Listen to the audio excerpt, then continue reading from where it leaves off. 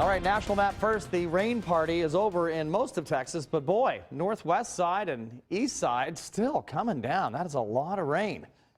All right, what have we got going on in the west?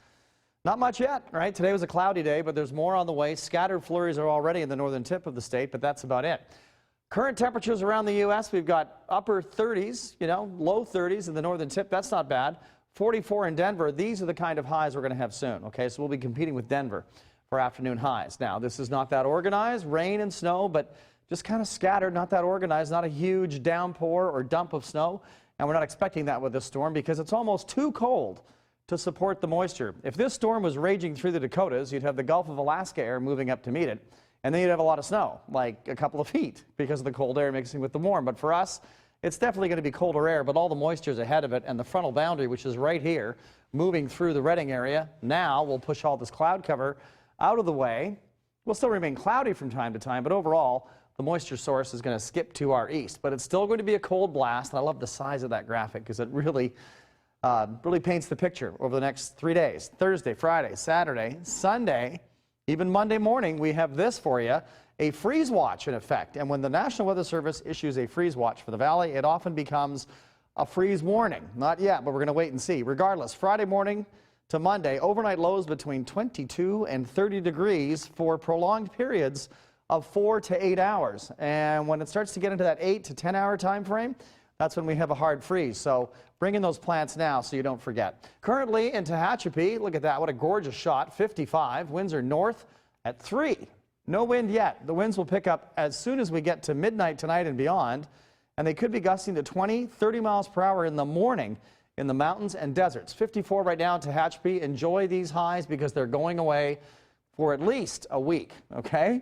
Other numbers look nice too. I mean, Burbank, 62, and 52 in Paso Robles. So not that cold yet. Overall, the trend is down. Santa Maria, Redding down 8, and they're going to get colder. So the negative numbers are going to start to spread through the state, even though today we are about 5 to 6 degrees warmer than yesterday. Water vapor loop, all the moisture's here, and you can see there's not a lot of green here where the cold air is. Therefore, not a big moisture maker. Driving over the Grapevine, remember the highest elevation, 44,160 feet. 1 to 3 inches of snow expected. So that's not a lot, and it's not going to be area-wide, but it could slow you down. So tomorrow morning, call ahead 1-800-GAS ROAD, and they'll give you the current conditions on 5. Snow down to 2,000 feet, maybe even lower by Friday morning. So future radar, here it comes to the northern tip of the state, but it just kind of blankets our area a little bit in the overnight period, but not heavy. And as we get going through Thursday, it's just kind of a sprinkly day. But you will be cold. There's no question about that. Here's the zoomed in portion for Kern County, just giving us an overnight shot of rain. When you wake up in the morning, you may have some wet streets, and that's about it. But overall, throughout the day, it's not going to be a soaker. Here's the most important map, the wind one. And when the arrows get long, it gets windy. And this is really something else. Some of the wind gusts in the mountains and deserts could go to 50, 60 miles per hour as you're traveling east on 58. And then as you're traveling north, if you're traveling in that direction on 395, you will have a headwind. There's no question about that. So please use that as an example of what you could expect for tomorrow morning over the next couple of days. 62 was our high today. It was nice. We would have been warmer, but the clouds kind of ruined that. So overall, it was a nice day. Tomorrow, look at the numbers and look at the changes. San Francisco doesn't change much in temperature, but they do have rain, 52. 24 in Tahoe with snow. Could get a foot of it, maybe.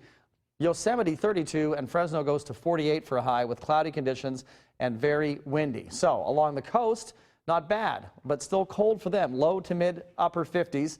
And as we slide into Los Angeles, temperatures there, nobody's hitting 60 degrees, mid to upper 50s area wide. And for our area, look at the difference compared to today. Highs in the mid and upper 40s. Overnight lows tonight, not much difference between that and the highs, right? Overnight lows, low 40s, tomorrow's highs, upper 40s at best. Now, here are the interesting numbers from the mountains. You can see this.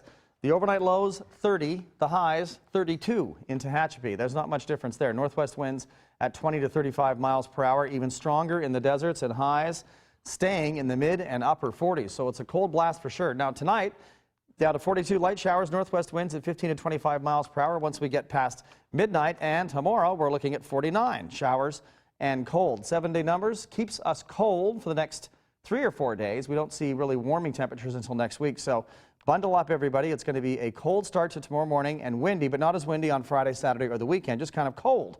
Kern River Valley numbers below freezing for at least 4 or 5 mornings in a row. And look at the mountains. Bundle up. No one's leaving any plants outside there. No. Not even a palm tree. They're pine tree, maybe. Right, maybe a pine. Thanks, Colin. Sure.